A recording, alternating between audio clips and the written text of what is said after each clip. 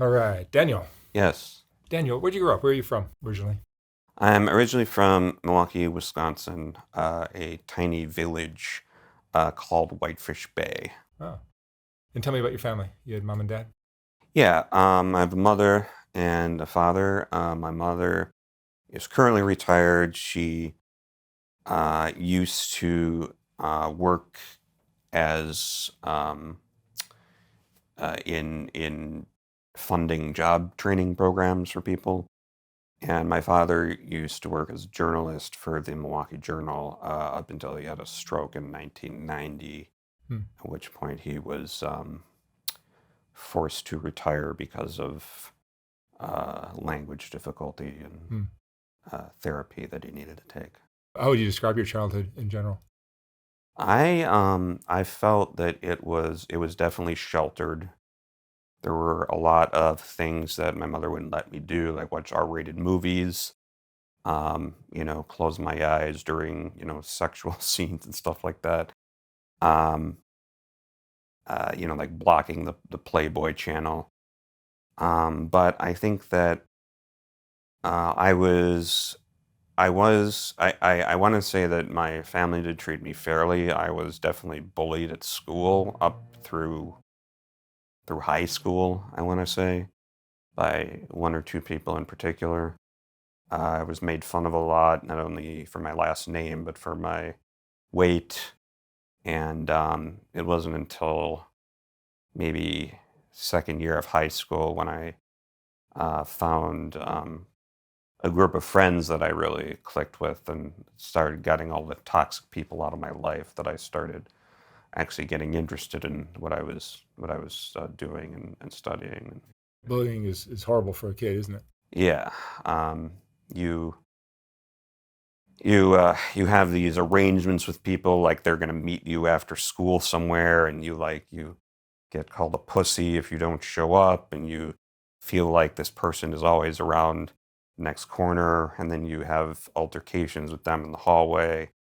I mean, I was lucky that one uh, staff member did spot us once, took us down to the vice principal's office, and the vice principal sided with me, saying that he was tired of this guy being in there all the time. So he asked me if I wanted the police involved, but I said no. So um, uh, that guy, from what I read in the news, ended up being involved in a drug-related death of a female friend of his and had to go to court for some reason. But Hmm. yeah, the bullying, I wouldn't say it ever really stopped. I would say it toned down once I kind of got away from the toxic people. You graduated high school. Yeah, I graduated. You doing college? I went to college. You did. Yeah. And you're a professional now. You're working. I'm working for myself as a videographer and video editor In um, New York City. in New York City. I'm in Brooklyn. I previously worked in Atlanta, and then when that went kind of sideways due to a lot of issues, I went back to Milwaukee and found there to be no work there, and then up to New York where there was a lot of work, but it's also competitive. Yes. So yeah, And you've been married or you have children? I was married way too quickly to a girl out of college. We were kind of rushed into it. We had a rabbi tell us, if you're in love, why not just do it? And so we only dated for, God, maybe about a year and a half. And then we had our wedding down in Atlanta. And it was like I wasn't really feeling it. I wasn't really in love with her, but I felt that it was the next step kind of thing. And that ended up ending due to my addiction and my inability to handle the finances as I once did. Yeah. So you tend to you're a gambler. Yeah. How long has that been going on for you? Uh, I want to say it was 2006 or 7. It's a while. hmm And tell me how how extreme did your gambling get?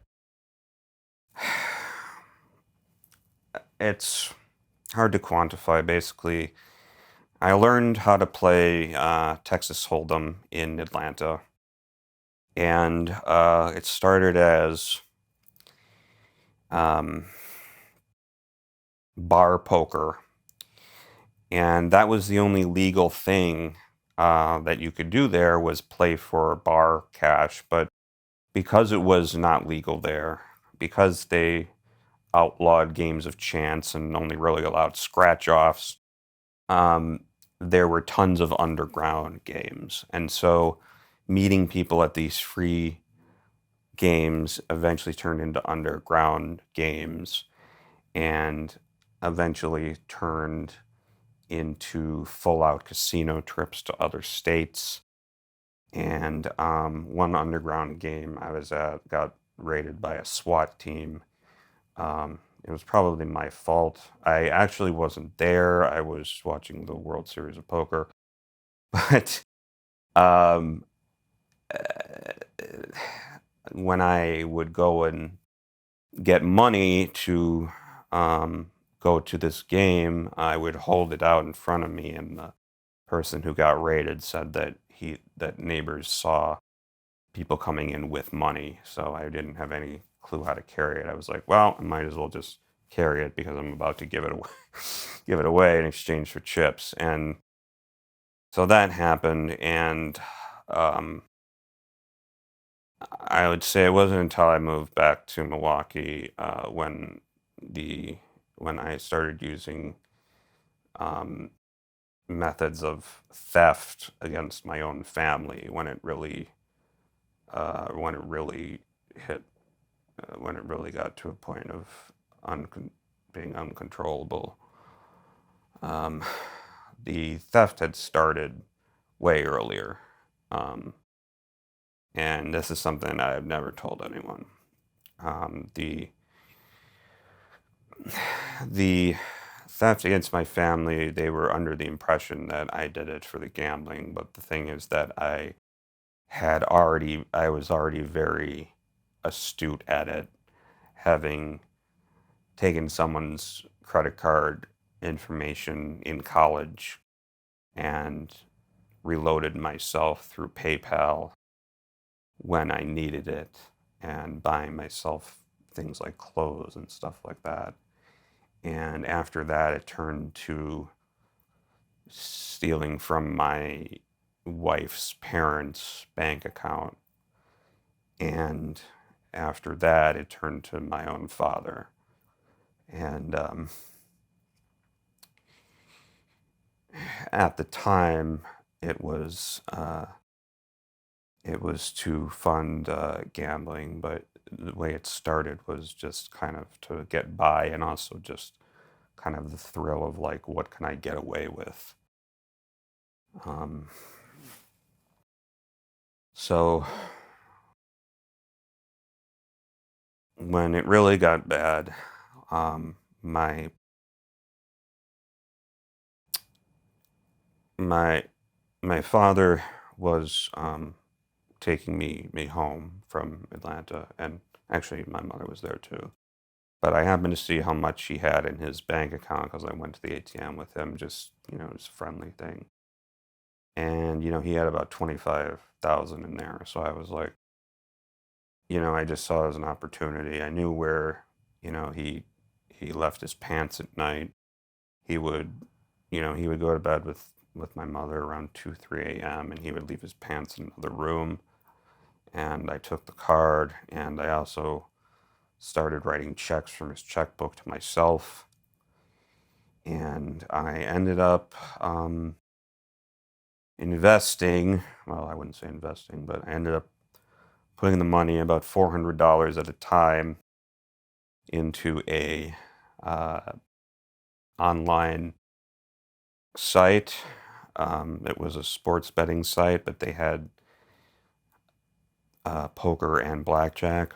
And uh, when I started losing money at poker, I said, screw this. I'm gonna just do blackjack because I don't think a lot of people know that a lot of poker players, when they have really, really slow days, they want to like get their money back fast. And blackjack is kind of like a way to do it. And somehow, through all the funding, I managed to get my account up to $10,000. And I remember sitting in bed and not even like completely just dumbfounded at like how I did this. And but then thinking like all the things that I could do if I were to double that. And so I went on the next day and promptly lost it all. I remember I got down to about 7,000. I said, okay, I'm going to stop, but maybe I can get back to where I was.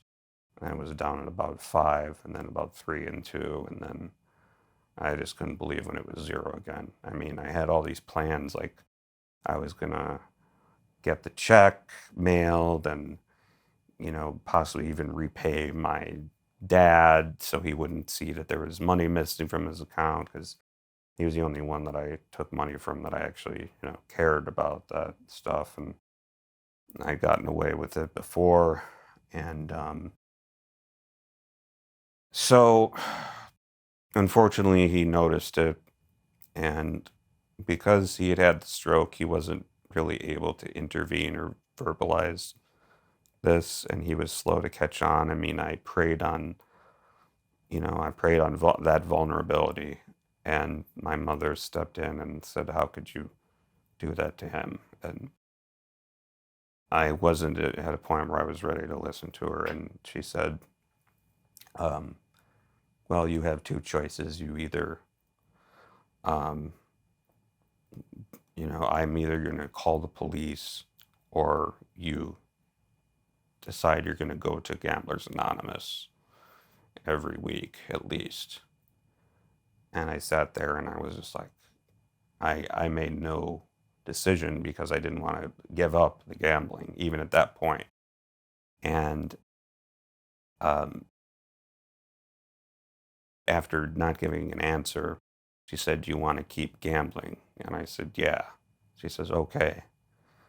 About 10 minutes later, I hear a knock on my door, and this woman says she's a sergeant.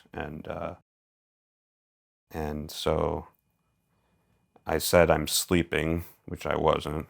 I was lying in bed, but I wasn't sleeping. Uh, she entered, and through some type of verbal tactic she used, she got me pretty much to admit it right away. And she called in her partner, who I guess was a very young guy. He looked like he was younger than me at the time. And I had never been arrested before, and I was not about to have this be my first time. So I literally called my mother up there with my phone. I called the house phone, which rang, of course, right there. And I said, "Can you come up here? This is ridiculous. I got two cops on either side of me, trying to pull me out of my chair." And it comes up, and I said, "Can you just cancel this, because like like this is getting ridiculous." And I did notice that the cops kind of deflated when I said that. And she said, "Well, I'm just going to do whatever they advise to do." And she walked away. And the cops then, grabbed me again, my arms, and I tightened them. I tried to grab the phone again to call her again, at which point they smashed it out of my hand and said, "No, you've lost that privilege to do that." So I continued tightening my arms, and they just said, um, like, just I don't remember. I can't really replicate what they said without saying my name, but um, they eventually called out pepper spray. At which point I was a little bit educated in what that was, so I immediately closed my eyes, and they sprayed my eyelids. So I was like, okay. I opened them up, and I'm like, oh, okay, and that wasn't that bad. And then one of them yelled taser, and they tased me in the front, and that was the most horrible feeling ever. It basically just felt like I was being electrocuted my entire body. Like it was like immobilizing. I didn't know if I was going to die or not at that point. While I was being electrocuted or tased, the young guy shouted, "Get on the ground! Get on the ground!" At which point I got on the ground and I basically just put my head down and closed my eyes. And he asked, are you okay? Okay. And I'm like, yeah. The poker was addicting, and I got really into poker. I bought books. I watched TV shows. I watched, like I said, the World Series. I watched Poker After Dark. I knew all the names of all the greats: Phil Hellmuth, Phil Ivey, Daniel Negreanu, Phil Locke, Sammy, whatever his name is, Antonio Esfandiari, like all those people, just like is following a sport, and like, so I knew all of this, and it was like, it was blackjack that put me, over the edge, but um, I did not see it as therapeutic, but I went through the 6 months. I had my sponsor go into the casino with me and ban me from the casino. Um, and then uh, I came up with this really harebrained idea that if I go to work for the casino, then maybe that will help the gambling addiction. I ran this past my therapist, who thought it was a terrible idea. I ran it past my parents, who thought it was a terrible idea. I went through the training class to become a blackjack dealer. I said I wanted to become a poker dealer, but they said that the chances of that were very slim, because once you get a job as a poker dealer, there's very few openings.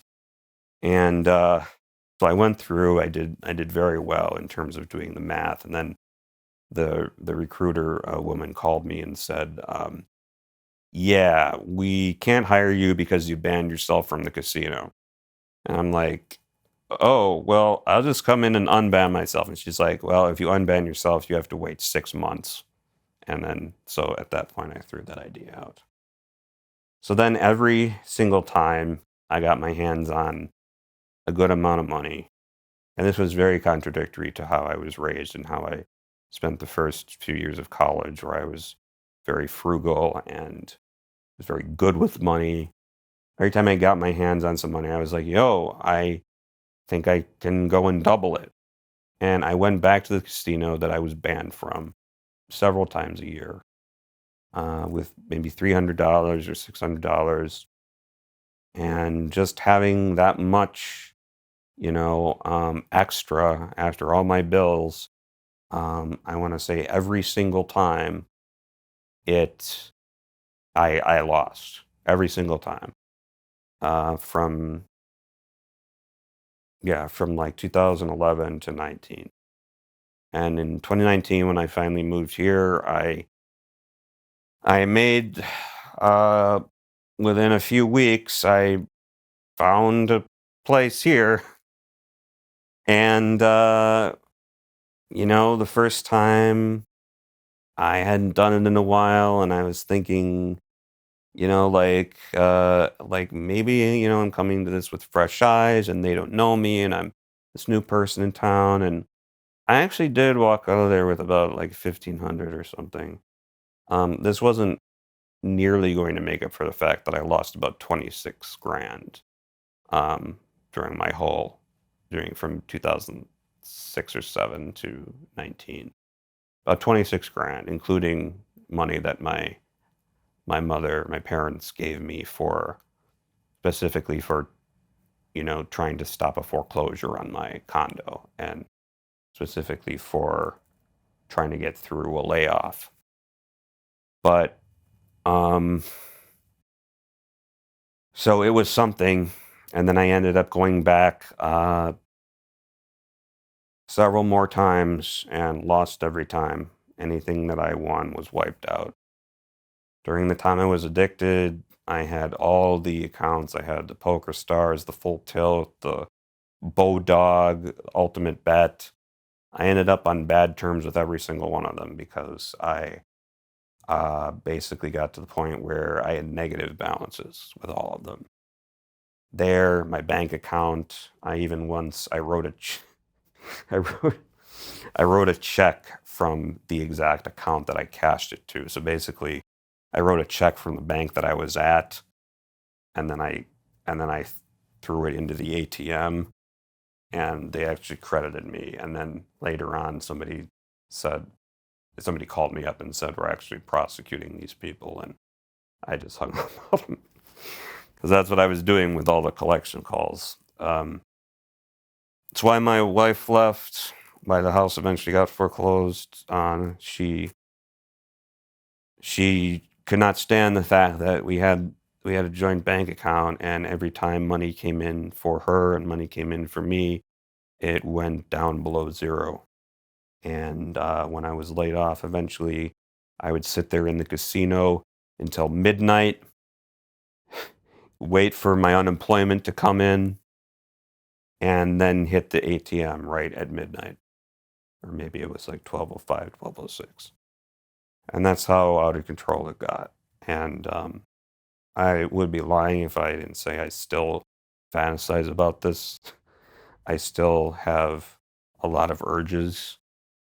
Here it's a little bit harder. I think, Atlantic City is the closest. But the thing is that I can't trust myself with any large amount of money because before like expenses, put if I'm given a large amount of money, it's somehow going to get put into gambling because I'm like, what could I do with this if it was doubled? Is it the bullying that lowered your self-esteem and you're trying to build yourself up somehow? Being wealthy would do that. It could have, yeah, it could have been the bullying. It could have been the desire to be a superstar, looking up to other people who had big personalities, who understood the game at a far deeper level than I did. Um, but I was always an outsider. I was always very quirky. I had like a stutter growing up. I mean, I've kind of grown out of it. I'm 40 years old now, but I still I still have it sometimes.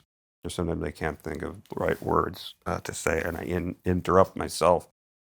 And but it's it's hard to place it because it's also carried over to things like shopping, to things like overeating, to things that I get hooked on. Like if I see have a piece of candy or something, that's like the best thing ever. I think like I need to have this candy every day for the rest of my life. Um, like I might just have like an addictive personality disorder. But the thing is that if you get it, there's something about like it's never enough for me. It's like if I were to double it, would I think about doubling it again? Am I just the kind of like let it ride person? Like if I were to put my money at I think it's what is it, like a roulette table or a craps table where you can just sit there and never take it back. I'm like, that's what I would be doing if that ever had worked out for me. Like when I made the $10,000 online, I was like, this could be 20. And I knew in the back of my mind that if I had made the 20, I would be like, this could actually be 40. I think of all the things that I could do with the 40. But the thing is that it was never really about the things that I could buy with this. It was just about the thrill of it. It was just about the high of winning. It was just about like feeling good. And I gravitate towards these very superficial things that make me feel good. I mean, yeah, like gambling, like food, like shopping. I think right now I probably have an Amazon addiction. It's like you buy gifts for yourself. And I mean, although I eventually I got rid of all my poker books and I stopped kind of watching the TV shows, and I had even a game running out of my condo at one point after my wife left, and my parents made me give away that table. I mean, it's the desire. It's like It's like I want to feel the cards. Like I'm going to feel the cards in my hand. I'm like, I could go online. I'm like, it's not good enough. I have to see it in person. In 2018, I went to Seattle for a conference in t-shirt selling. And lo and behold, I went to a casino in another part of Washington State that day. I lost money. Um, the next year, I went to Las Vegas for a conference. Yeah, that was a great idea. It was a brand licensing conference. Went to a casino, obviously. What else do you do in Las Vegas, right? Everywhere I go, it's like I would take road trips and I would stop in Indiana at the Horseshoe and I would gamble there. When I was meeting my wife to get some divorce papers signed, I took all the money that I was going to give to the person who was officiating the ceremony and put it on a blackjack table. And fortunately enough, I actually came out positive in the end, but I had to give $500 to the guy doing the ceremony. I had to give $500 to my ex-wife at that point. And at the time, we were doing a Jewish ceremony. It's called a get when you get, so just getting divorced through a lawyer was not enough. You need to get a get, which annuls the ketubah.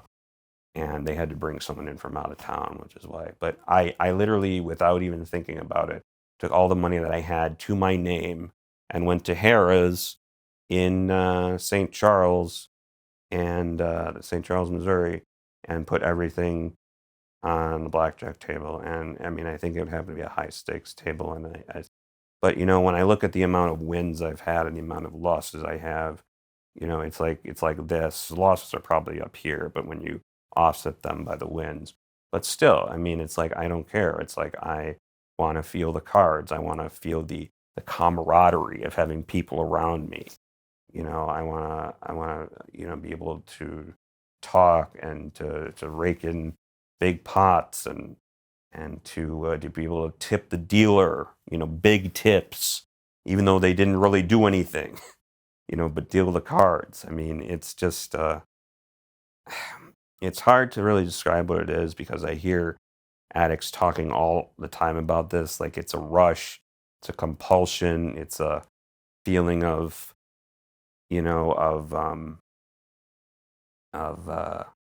just like a high, just like you're stepping out of your reality for a little bit. And it's hard for me to say that I'm just like a unique person that, like, well, I have my own personal reasons. And no, it's really just that. It's like it's a surface level as to get uncouth, but a surface level as masturbation is, you know. Um, it just makes you feel good for a short time, and then you just need more and more and more. Is it some kind of replacement for love, for being loved, do you think? It's possible, If you and boil it all down to the very basic level of it all, it's I I think that is a good theory, and part of the reason I say that is because I have an ongoing saga where I met a girl who was really just completely perfect for me in college. And because of the way that I pursued it, I completely blew it. And when I met my future ex-wife, for lack of a better word, everything I did was compared against this one girl. And even my current girlfriend, everything she does is still compared against this one girl. This is the girl that got away. This is the girl that I still have dreams about. And I don't think I've been in a relationship where I felt real, real, real, true love, because I'm always comparing it against this one girl. And funny enough, she actually lives in Brooklyn, also about, I don't know, 7, 8 miles north of me.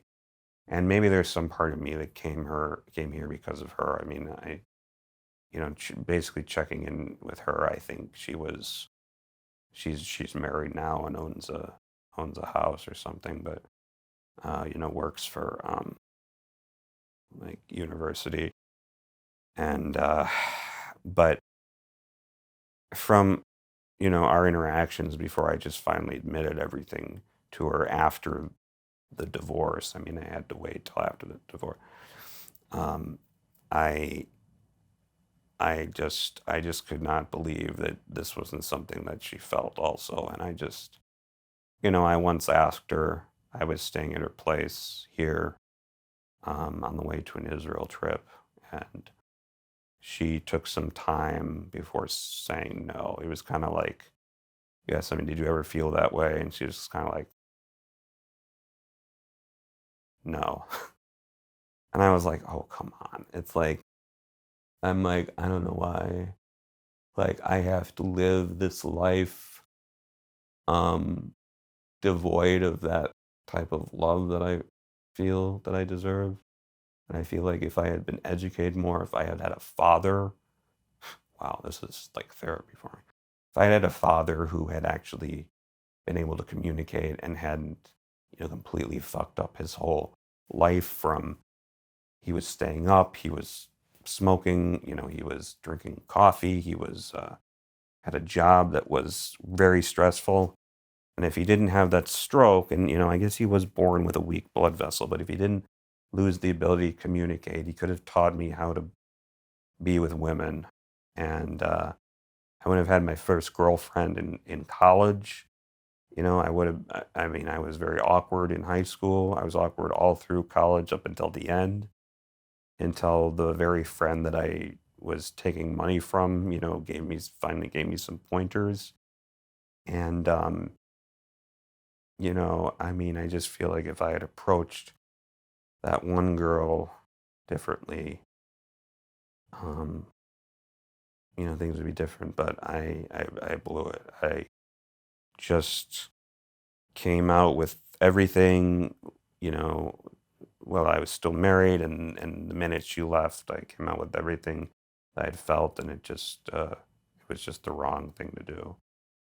And it may be a replacement. I mean, you might be right. It might be an attempt to recapture, the moments we did have together from, I want to say 2002 to maybe six. I mean, yeah, it was probably like a 4-year friendship where I secretly, wanted her.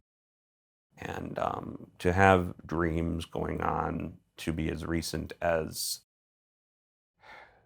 probably about a month ago, dreams that stay with me that she appears in, um, is really palpable, and it's very real for me that I went through that loss. And there has been there have been a lot of things that do make me feel good, but um, as far as what I can envision life would have been like had I been with her, I don't know. I mean, my current girlfriend is cool, but I just don't feel the same type of connection that I did with this one girl.